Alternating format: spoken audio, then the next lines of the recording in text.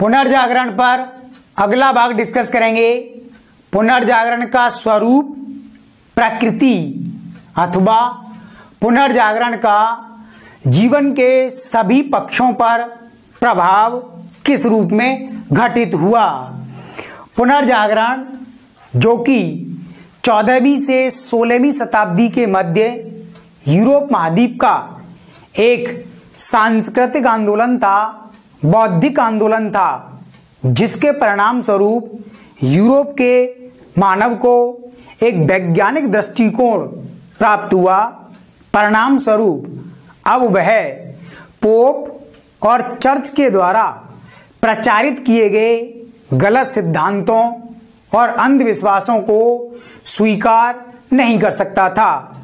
संसार की किसी भी वस्तु या घटना को तभी स्वीकार किया जा सकता था जब उसका एक्सपेरिमेंट किया जा सकता है, उसे अनुभव किया जा सकता है, जिसके पीछे कोई वैज्ञानिक आधार हो। इस प्रकार पुनर्जागरण ने जो वैज्ञानिक दृष्टिकोण मानव को प्रदान किया, उसका प्रभाव जीवन के सभी पक्षों पर हुआ और यूरोप महाद्वीप में इसी के साथ मध्यकालीन जीवन का अंत हो गया और आधुनिक युग में यूरोप का प्रवेश हुआ। पुनर्जागरण को शाब्दिक अर्थ के रूप में हमने इस रूप में भी पढ़ा था कि यह ग्रीक और रोमन संस्कृति के महत्वपूर्ण पक्षों को पुनः जानने के रूप में था। प्राचीन काल में ग्रीक और रोमन संस्कृति महान थी, किंतु उसकी महानता मध्यकाल तक आते आते चर्च और पोप के धार्मिक आडंबर, दुष्प्रचार और अवैज्ञानिक दृष्टिकोण के कारण अदृश्य हो गया था, छिप गया था और पुनर्जागरण में अपने ऐसे महान गौरवशाली अतीत को पुनः जाना गया। किंतु पुनर्जागरण केवल अपने अतीत को पुनः जानना या पुनः परिभाषित करना या अतीत के मूल्यों के आधार पर पुनर्जन्म होने के रूप में नहीं था, वरन इसने शेष दुनिया के साथ होने वाले सभी नवीन और आधुनिक मूल्यों को भी अपने भीतर समाहित किया। क्योंकि पुनर्जागरण की घटना के घटित होने के लिए सबसे प्रमुख कारण वही थे कि यूरोप के मानव का किस प्रकार शेष दुनिया के साथ संपर्क हुआ और उस संपर्क से उन्होंने शेष दुनिया में जो भी प्रगतिशील विचार प्रचलित थे, जो भी वैज्ञानिक सिद्धांत उनके जीवन में अपनाए जाते थे, जो मानवीय स्वतंत्रता शेष दुनिया को प्राप्त थी, उसको यूरोप में प्रचारित किया गया। तो शेष दुनिया के संपर्क से यूरोप महाद्वीप में आधुनिक मूल्यों का प्रचार प्रसार भी हुआ। इसलिए पुनर्जागरण केवल अतीत के मूल्यों को, संस्कृति को जानने तक सीमित नहीं था, इसमें अन्य दूरगामी और आधुनिक मूल्यों को भी शामिल किया गया था। तो पुनर्जागरण का स्वरूप अथवा प्रकृति और जीवन के सभी पक्षों पर इसका प्रभाव देखा जाए तब यह एक व्यापक आंदोलन था। जीवन का कोई भी भाग ऐसा नहीं था जहां पुनर्जागरण कालीन दूरदृष्टि ने उसे प्रभावित ना किया हो और मध्यकालीन जो भी रूढ़ियां और प्रचलित परंपराएं जिनका कोई निश्चित वैज्ञानिक आधार नहीं था, उनके प्रति मानव समुदाय का एक वैज्ञानिक दृष्टिकोण इसके द्वारा बना, जिसे हम विभिन्न रूपों में देख सकते हैं। तो विज्ञान के क्षेत्र में पुनर्जागरण का प्रभाव और स्वरूप व्यापक रूप में घटित हुआ। इस समय यूरोप महाद्वीप में महान भौतिक विज्ञानी हुए जिन्होंने वैज्ञानिक अनुप्रयोग और प्रेक्षण के आधार पर ब्रह्मांड, पृथ्वी और विभिन्न पक्षों की व्याख्याएं की। इसके परिणाम स्वरूप चर्च और पोप के द्वारा प्रचलित अवधारणाएं गलत सिद्ध हुई। जैसे पोलैंड में महान भौतिक विज्ञानी हुए कॉपरनिक्स। कॉपरनिक्स ने एक ऐसा सिद्धांत प्रस्तुत किया जिसके द्वारा पोप के द्वारा प्रचलित किया गया सिद्धांत खंडित हो गया। कॉपरनिक्स से पहले पोप के द्वारा एक सिद्धांत का समर्थन किया गया जिसे जियोसेंट्रिक थ्योरी कहा जाता है, भूकेंद्रित सिद्धांत। यह सिद्धांत मूलतः टॉलेमी के द्वारा दूसरी शताब्दी ईस्वी में दिया गया था, जिसका पोप ने भी समर्थन किया। इसके अनुसार पृथ्वी ब्रह्मांड के केंद्र में है और सूर्य उसके चारों ओर चक्कर लगाता है, जबकि कॉपरनिक्स ने इस सिद्धांत का विरोध किया और वैज्ञानिक आधार पर सिद्ध किया कि ब्रह्मांड के केंद्र में पृथ्वी नहीं सूर्य है, और इसे उन्होंने हेलियोसेंट्रिक थ्योरी नाम दिया। और सूर्य के चारों ओर पृथ्वी चक्कर लगाती है। इस प्रकार जैसे ही चर्च और पोप की प्रचलित मान्यताएं खंडित हुई, पोप क्रोधित हुआ और कॉपरनिक्स की हत्या का आदेश दिया। किंतु कॉपरनिक्स किसी प्रकार बच गए और इसका परिणाम इस रूप में हुआ कि यूरोप की जनता को अब एहसास हो गया कि जीवन के प्रति, संसार के प्रति जो दृष्टिकोण पोप ने हमें प्रदान किया है वह गलत है, उसका कोई वैज्ञानिक आधार नहीं है। इसलिए यूरोप महाद्वीप के नैतिक और सामाजिक जीवन में पतन हुआ है, गिरावट आई है। और धीरे धीरे यहीं से यूरोप की जनता में चर्च और पोप के प्रति अब विरोध का भाव उत्पन्न हो गया और अंधविश्वास समाप्त हुआ। कॉपरनिक्स के पश्चात दूसरे महान वैज्ञानिक हुए केपलर, और केपलर ने ग्रह उपग्रह की गति के नियम सिद्ध किए। केपलर ने ब्रह्मांड में सभी आकाशीय पिंडों के घूमने की या रोटेशन की गति का अध्ययन किया और उन्होंने सिद्ध किया कि सभी ग्रह निश्चित भौतिक विज्ञान के नियमों के अनुसार सूर्य और अन्य आकाशीय पिंडों की परिक्रमा करते हैं, उनके चारों ओर चक्कर लगाते हैं, जिसे बाद में सही पाया गया। किंतु केपलर से पहले इन आकाशीय पिंडों की व्याख्या भी पोप के द्वारा गलत आधार पर की गई थी।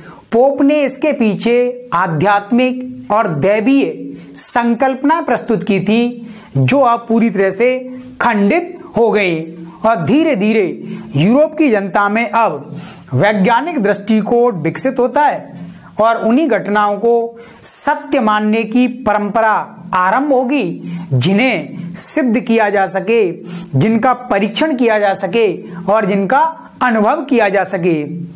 केपलर के पश्चात महान वैज्ञानिक न्यूटन हुए और न्यूटन ने भी कुछ ऐसे महत्वपूर्ण सिद्धांत प्रस्तुत किए जिन्होंने चर्च और पोप की प्रभुता और इनके अस्तित्व पर क्वेश्चन मार्क लगा दिया। न्यूटन ने गुरुत्वाकर्षण का सिद्धांत प्रस्तुत किया और उन्होंने सिद्ध किया कि क्या कारण है कि प्रत्येक वस्तु पृथ्वी पर गिरती है। यदि किसी वस्तु को पृथ्वी से ऊपर की ओर फेंका जाए तब वह पृथ्वी पर ही आकर गिरती है, और इसका उन्होंने वैज्ञानिक कारण बताया।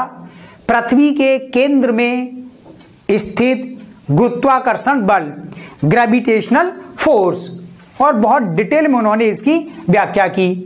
लेकिन न्यूटन से पहले पोप की मान्यता यह थी कि पृथ्वी दैवीय उत्पत्ति है, पृथ्वी का उद्भव अचानक हुआ है और पृथ्वी पर ये सभी घटनाएं अकस्मात होती हैं, इनके पीछे कोई निश्चित भौतिक नियम नहीं होते। लेकिन न्यूटन ने सिद्ध किया कि पृथ्वी और प्रकृति निश्चित नियमों से बंधे हुए हैं, प्रकृति के अपने नेचुरल रूल हैं, नेचुरल लॉज हैं, और उन्हीं के अनुसार यह पूरा ब्रह्मांड कार्य कर रहा है। इस प्रकार न्यूटन ने भी चर्च और पोप के प्रभुत्व को कम किया। न्यूटन के पश्चात गैलीलियो नामक अन्य भौतिक विज्ञानी हुए, जिन्होंने दूरबीन का आविष्कार किया, टेलीस्कोप का, और जिसके द्वारा ब्रह्मांड, आकाशीय पिंडों का अध्ययन करना आसान हो गया और उन्हें अब वैज्ञानिक आधार पर प्रमाणित किया जा सकता था।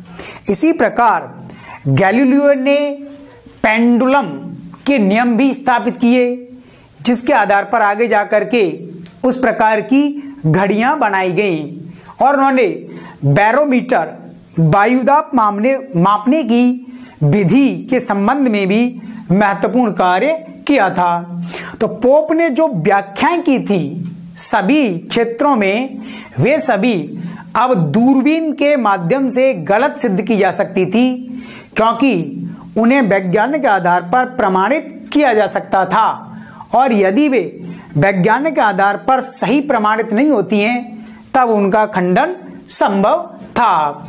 इस प्रकार से भौतिक विज्ञान के क्षेत्र में चर्च और पोप की मान्यताएं धीरे धीरे कमजोर हुई और यूरोप की जनता में अपने वैज्ञानिक दृष्टिकोण पर विश्वास बढ़ा और उन्होंने चर्च और पोप के प्रति अपना दृष्टिकोण और विश्वास को बदल लिया।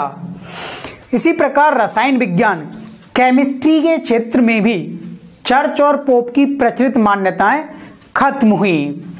महान वैज्ञानिक हुए जिन्होंने रसायन शास्त्र पर गहन अध्ययन किया और रसायन का मानव जीवन में उपयोग, प्रकृति के लिए उपयोग किस रूप में होता है, उसके गुणों को उन्होंने सिद्ध किया। जैसे दो महान रसायन वैज्ञानिक इस समय हुए, एक हैं हॉलमोंट, जिन्होंने कार्बन डाइऑक्साइड गैस की खोज की और कार्बन डाइऑक्साइड गैस का पूरा कंपोजिशन उन्होंने बताया, जबकि पोप इन गैसों को दैवीय उद्भव मानते थे। इसी प्रकार दूसरे महान रसायन वैज्ञानिक हुए पैरासेल्स, जिन्होंने पहली बार रसायन विज्ञान और चिकित्सा विज्ञान में संबंध स्थापित किया, अर्थात विभिन्न रसायनों का उपयोग मेडिकल साइंस में, चिकित्सा विज्ञान में किस प्रकार से किया जा सकता है। इसके अलावा अन्य वैज्ञानिक हुए जिन्होंने यह बताया कि विभिन्न प्रकार के खनिज, मिनरल्स में अपने रासायनिक और भौतिक गुण होते हैं और इसी के कारण ये मानव जीवन पर प्रभाव दिखाते हैं। जबकि पोप का यह कहना था कि ये जो रत्न होते हैं, खनिज होते हैं, इनमें अपना कोई गुण नहीं होता, और जब पोप या पादरी इनको हाथ में रखता है और अपने हाथ से स्पर्श करता है तब उसमें दैवीय गुण आ जाता है और तभी वह मानव जीवन में लाभदायक होता है। किंतु इन वैज्ञानिकों के प्रयास से सोना, चांदी, तांबा, कॉपर, जिंक, बहुत सारे खनिजों की खोज हुई, उनके गुणों का अध्ययन हुआ, खनिज आधारित उद्योगों की स्थापना हुई और सिद्ध किया कि खनिजों में अपने अंतर्निहित गुण होते हैं, उन्हें स्पर्श करने से किसी प्रकार के दैवीय गुण उनमें नहीं आते हैं। यहाँ भी चर्च और पोप की मान्यताएं खंडित हुई और धीरे धीरे संपूर्ण यूरोप महाद्वीप में पोप का प्रभाव अब कम होता जा रहा था। इसी प्रकार जीव विज्ञान, बायोलॉजी के क्षेत्र में भी पोप की मान्यताओं पर तीव्र प्रहार किया गया। पोप ने मानव शरीर की भी व्याख्या गलत की थी कि मानव शरीर में रक्त का संचार, ब्लड सर्कुलेशन कैसे होता है, मानव शरीर में विभिन्न अंगों की स्थिति किस रूप में है। ये सभी मान्यताएं जो गलत थी, पोप के द्वारा प्रचारित की गई थी, अब उन्हें खंडित किया गया। जीव विज्ञान के क्षेत्र में महान वैज्ञानिक हुए बेसेलियस, जिन्होंने मानव शरीर की संरचना पर एक किताब लिखी, स्ट्रक्चर ऑफ ह्यूमन बॉडी या एनाटॉमी। तो देन मानव शरीर की कंप्लीट संरचना को उन्होंने स्पष्ट किया इसमें और यह बताया कि मानव शरीर एक निश्चित सिद्धांत नियम का अनुपालन करता है। और इसी प्रकार विलियम हार्वे दूसरे वैज्ञानिक हुए जिन्होंने शरीर में रक्त परिसंचरण या ब्लड सर्कुलेशन थ्योरी को स्थापित किया और उन्होंने बताया कि ब्लड का सर्कुलेशन किस प्रकार से होता है, शुद्ध रक्त अशुद्ध रक्त का संचार शरीर में किस प्रकार होता है। ये सभी वैज्ञानिक जो मान्यताएं थी पोप के सिद्धांतों के विपरीत थी और पोप के सिद्धांत इनके परिणाम स्वरूप खंडित हुए। इस प्रकार आप देख सकते हैं कि विज्ञान के क्षेत्र में पुनर्जागरण का स्वरूप, प्रभाव और महत्व व्यापक रूप में घटित हुआ है। जहां धार्मिक अंधविश्वास और आडंबर फैला हुआ था, अब वह धीरे धीरे कम होता जाता है। इसी प्रकार पुनर्जागरण का स्वरूप कला के क्षेत्र में भी घटित हुआ। कला के क्षेत्र में अधिकांश जो स्वरूप था वह चर्च और पोप से प्रभावित था।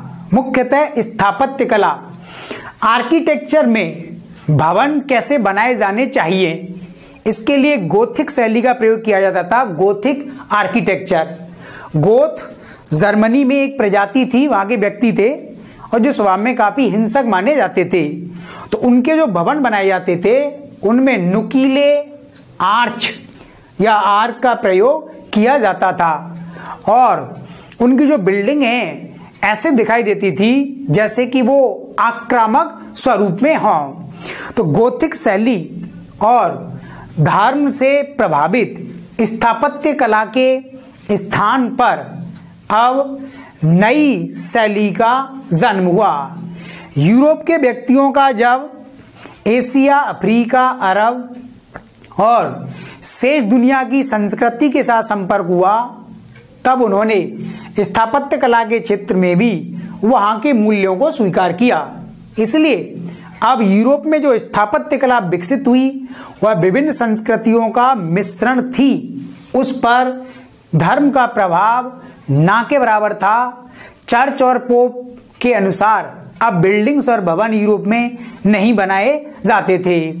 तो महान आर्किटेक्ट, शिल्पी या स्थापत्यकार इस समय हुए ब्रूनो लेस्की। तो ब्रूनो लेस्की ने ही स्थापत्य कला के क्षेत्र में नए सिद्धांत इस समय प्रस्तुत किए।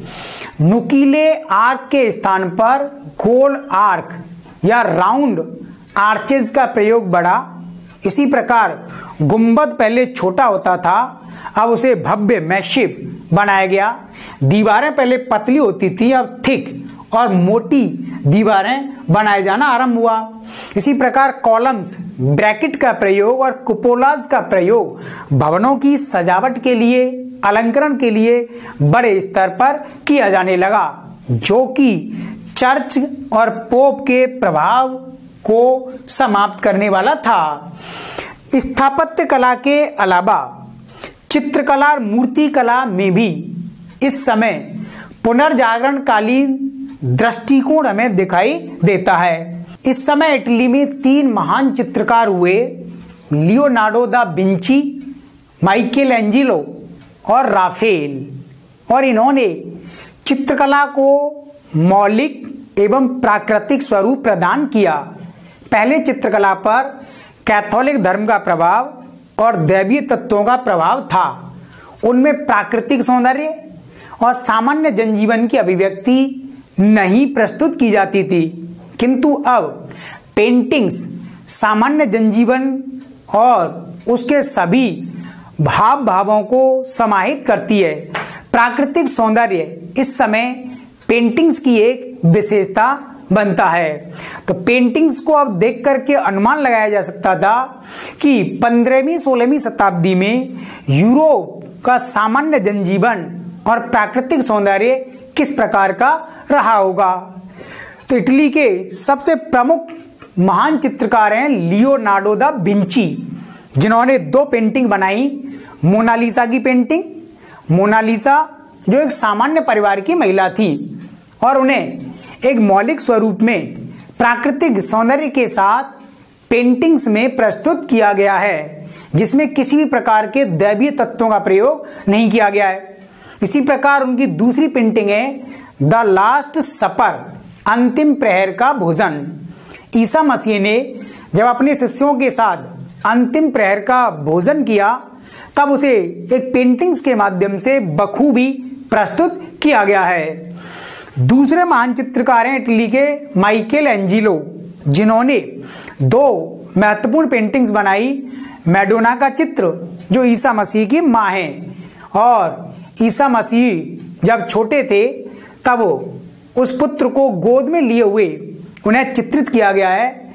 और इस पेंटिंग्स में यह दिखाया गया है कि किस प्रकार एक मां के मन में स्नेह और मात्र वात्सल्य का भाव उस समय उत्पन्न होता है, जो पूरी तरह से प्राकृतिक और मौलिक दिखाई देता है। और एंजेलो की दूसरी पेंटिंग थी द लास्ट जजमेंट, अंतिम निर्णय। तीसरे महान चित्रकार इटली के हुए राफेल, जिन्होंने कई महत्वपूर्ण पेंटिंग्स इस समय बनाई थी। तो आप देख सकते हैं कि चित्रकला पर कुलीनबर्ग और धर्म का, दैवीय तत्वों का प्रभाव कम हुआ। चित्रकला में अब प्राकृतिक सौंदर्य, मौलिकता, रंगों और साइज का सही अनुपात और सामान्य जनजीवन की अभिव्यक्ति आरंभ हुई। रियल पेंटिंग्स यही मानी जाती है। इसी प्रकार मूर्तिकला के क्षेत्र में भी पुनर्जागरण कालीन दृष्टिकोण अभिव्यक्त हुआ।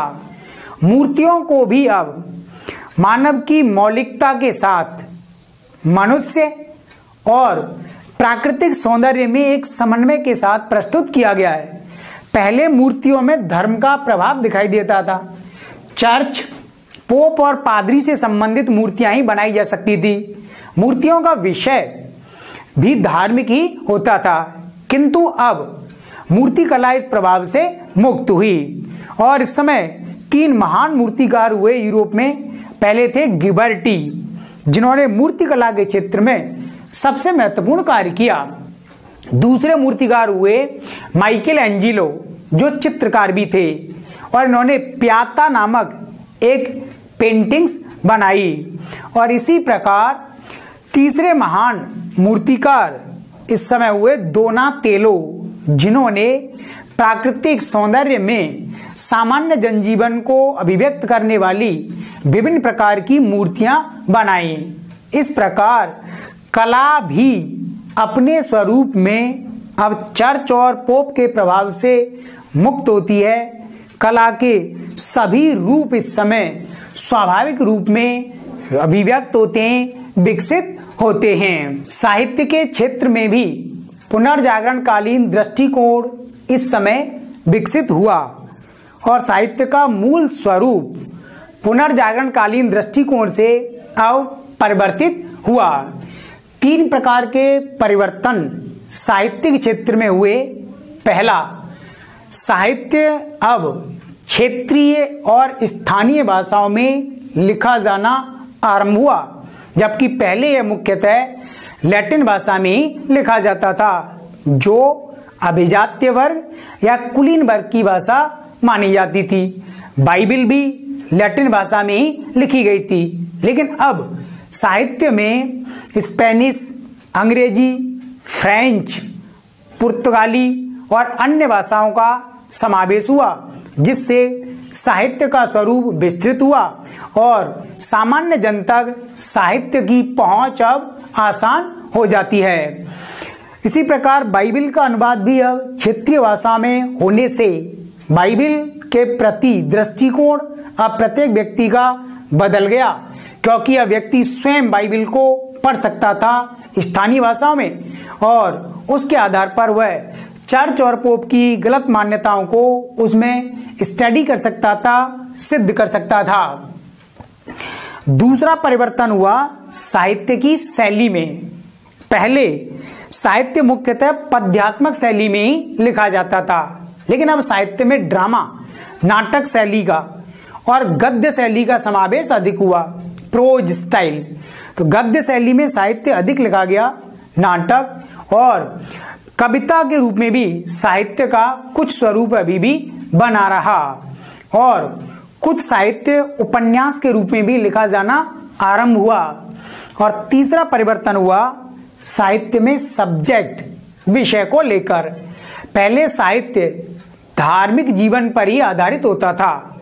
साहित्य में धार्मिक विषय ही रखे जाते थे, किंतु अब साहित्य में प्राकृतिक, मानवीय, वैज्ञानिक, पृथ्वी, ब्रह्मांड आदि विषयों का चयन किया गया और इसके कारण साहित्य का स्वरूप अब सार्वभौमिक हुआ।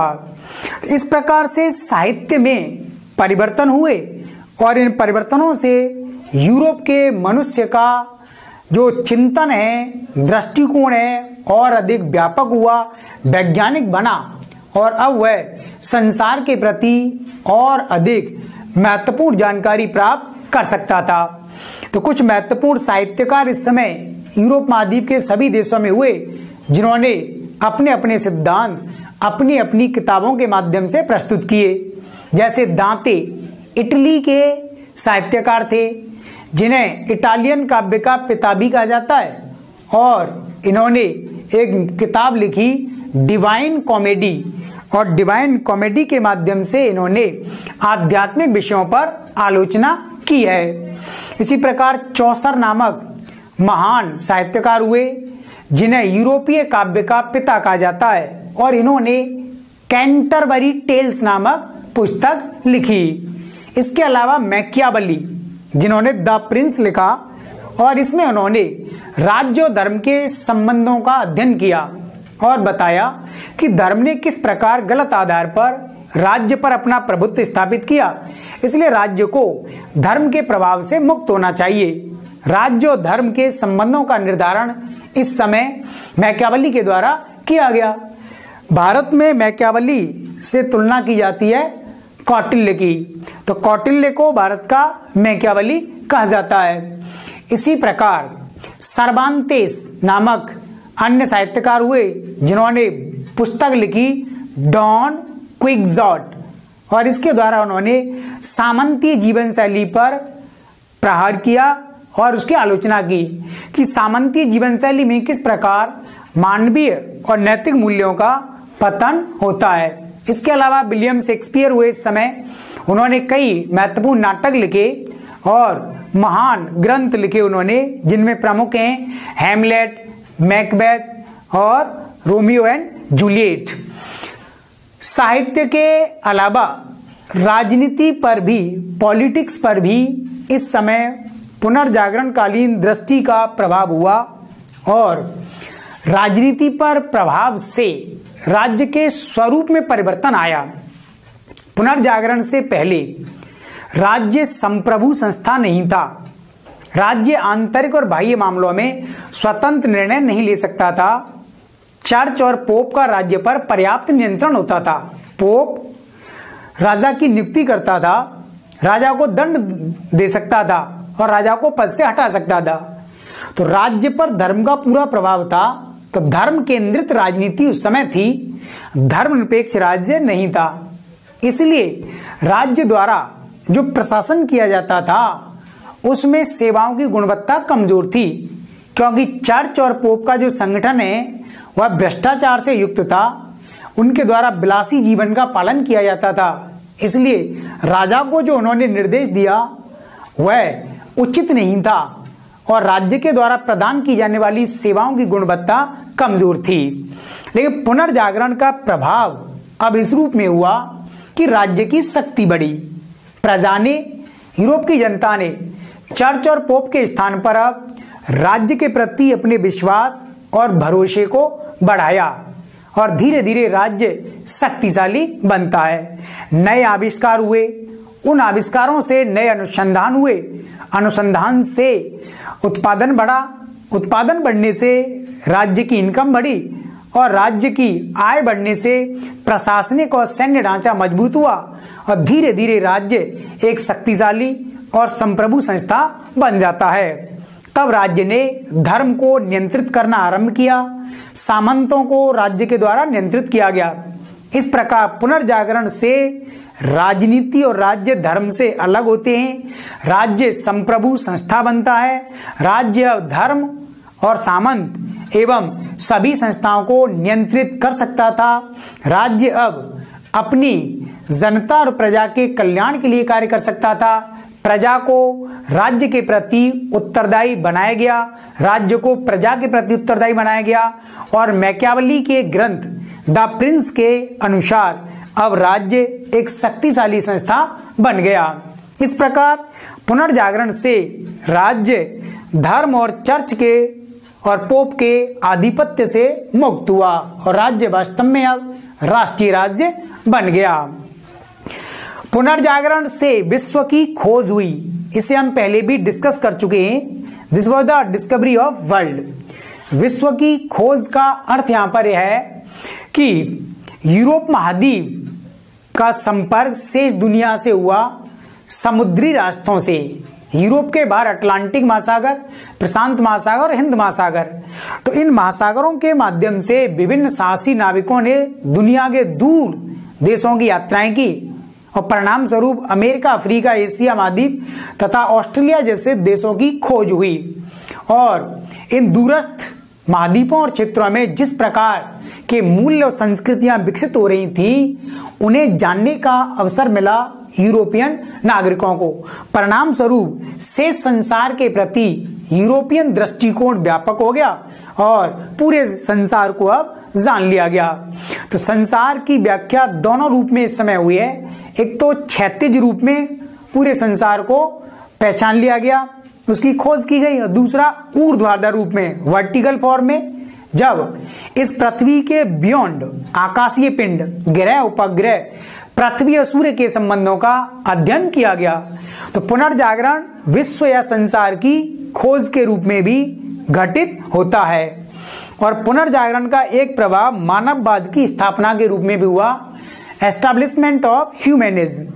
पुनर्जागरण से पहले हमने यह पढ़ा था कि मनुष्य का महत्व काफी कम था, मानव को एक साधन माना गया और आध्यात्मिक संसार को, दैवीय तत्वों को साध्य मान लिया गया। इसलिए मनुष्य के जीवन का एक ही उद्देश्य था, सिर्फ आध्यात्मिक जीवन की ओर प्रेरित होना। और इस सांसारिक जीवन के प्रति धीरे धीरे मानव के मन में उदासीनता उत्पन्न हुई और परिणाम स्वरूप मानव का नैतिक जो जीवन है, भौतिक जीवन है, यह धीरे धीरे कमजोर हो जाता है। मानव की स्वाभाविक इच्छाएं, उसकी रुचि, उसकी भावनाएं, संवेदनाएं, इनको महत्व नहीं दिया जाता था। लेकिन पुनर्जागरण काल में अब मानव को साधन के स्थान पर सिद्ध या साध्य माना गया।